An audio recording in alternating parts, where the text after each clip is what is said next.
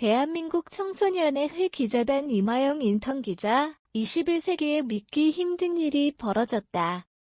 러시아가 우크라이나에 대한 침공을 감행했다.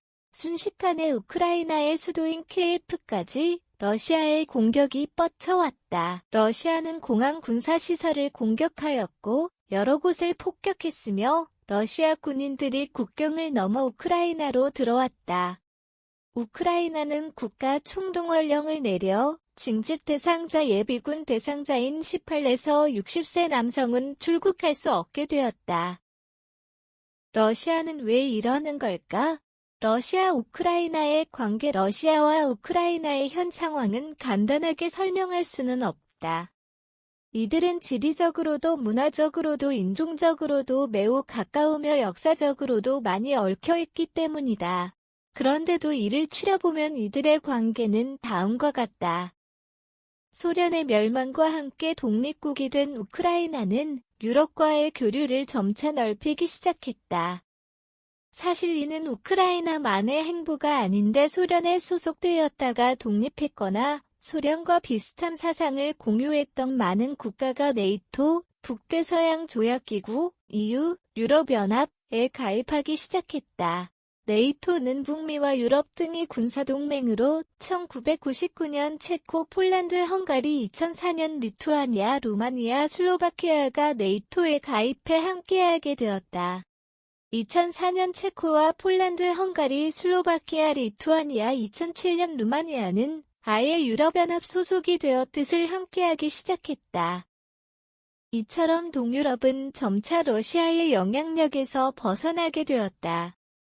우크라이나 역시 네이토 이후에 관심을 보였으나 러시아와 국경을 맞대고 자국에도 적지 않은 러시아인이 거주하는 우크라이나의 특성상 내부 갈등이 존재했다. 그러나 2019년도에 우크라이나는 EU 네이토의 가입 노선을 명문화한 개헌안을 승인하는 등 꾸준히 유럽과의 교류를 시도하고 있다. 우크라이나가 유럽과 깊은 관계를 맺는다는 것은 우크라이나를 향한 러시아의 영향력 축소를 의미한다.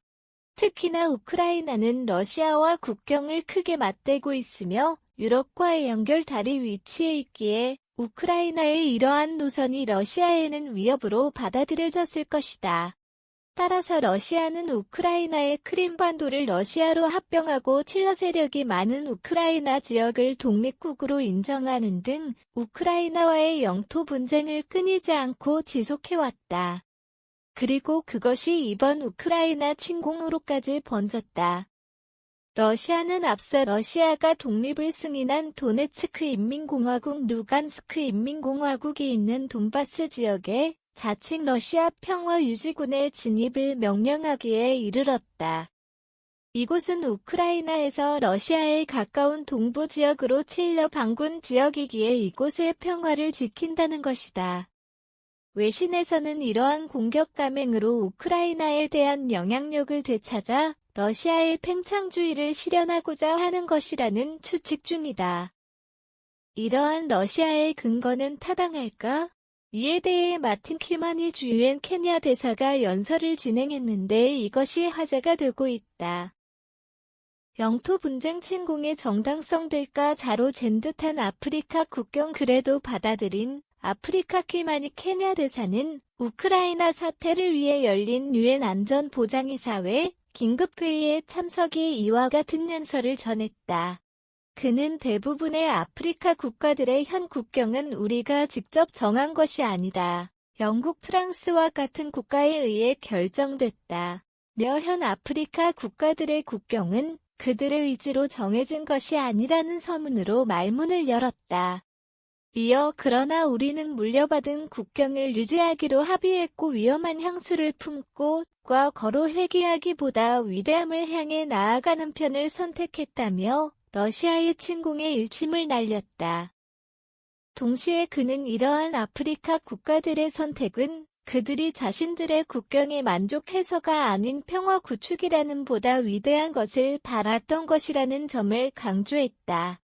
만일 독립 당시 아프리카 국가들이 자신들이 만족할 국경을 바랐다면 끊임없는 전쟁이 일어났을 것이란 설명 또한 덧붙였다. 실제로 아프리카 국가들의 국경은 자로 잰 듯 반듯하다. 이는 절대 아프리카 국가들이 바랐던 국경이 아니며 그들을 식민 지배했던 국가들의 선택하에 정해진 것임은 모두가 아는 사실이다. 그럼에도 아프리카 국가들은 현재까지도 그 국경을 유지하고 있다. 자신들이 국경을 다시 성근능과 정해서 일어날 수많은 피해와 희생을 예상했으며 평화라는 가치를 중요시했기 때문이다. 러시아가 이야기하는 돈바스 지역의 평화는 무엇을 의미하는 것일까? 이를 위해 분쟁이 무조건적인가? 분쟁? 순조로운 문제 해결도 가능해. 벨기에, 네덜란드 영토 문제는 끊임없는 대립과 긴장 속에서만 이루어지는 것은 아니며 그렇기에 영토 문제를 이유로 전투가 발생해서는 안 된다. 이를 잘 보여준 사례는 불과 7년 전 일어난 벨기에와 네덜란드의 영토 교환 사례일 것이다. 2015년 AP통신에 따르면 벨기에는 벨기에와 네덜란드의 국경에서 흐르는 메주강 근처의 영토를 네덜란드에 양보했다. 1843년 각국에 확정된 이후 주목할 만한 국경 변화인 것이다. 이곳은 네덜란드 영토에서 메즈강 쪽으로 돌출되어 있는데 강물의 흐름으로 자연스레 지형이 변하면서 정작 벨기에 소유지만 벨기에 본토와 강을 사이에 두고 멀리 떨어지게 되었다. 벨기에에서는 벨기에 영토임에도 이곳에 가기 위해서 배를 이용해야 했다.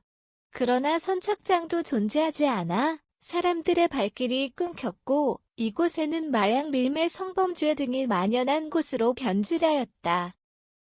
이곳에서 시신 한 구가 발견된 것을 계기로 벨기에와 네덜란드는 이곳의 영토 문제를 해결해야 한다는 의식을 갖게 되었다. 그 결론으로 벨기에는 메주강의 영토를 네덜란드에, 네덜란드는 양국 간의 원활한 수송을 위해 지어진 관문 주변의 영토를 벨기에에 넘기는 것으로 합의했다. 그 결과 국경은 더욱더 깔끔해졌다. AP통신은 그동안 세계적으로 영토 교환이 없었던 것은 아니나 대개 국가 간의 첨예한 대립이 있었다는 점을 언급하였다. 사실 이 사례는 우호적인 관계를 맺고 있던 국가 사이에서 일어난 일이기에 현재 러시아의 우크라이나를 향한 침공 그 외 영토 분쟁과는 결을 달리한다고 해석할 수 있다. 그러나 을의 영토 분쟁을 생각하면 떠오르는 이미지인 대립, 긴장 등이 없이도 평화롭게 영토 문제를 해결할 수 있음을 보여준 사례이기도 하다. 우크라이나는 지속적해서 러시아의 대화를 요구했고 평화적인 해결 방법을 함께 타개해야 한다는 입장을 내비쳐왔다. 그런데도 러시아는 평화적인 방법을 선택하지 않았다.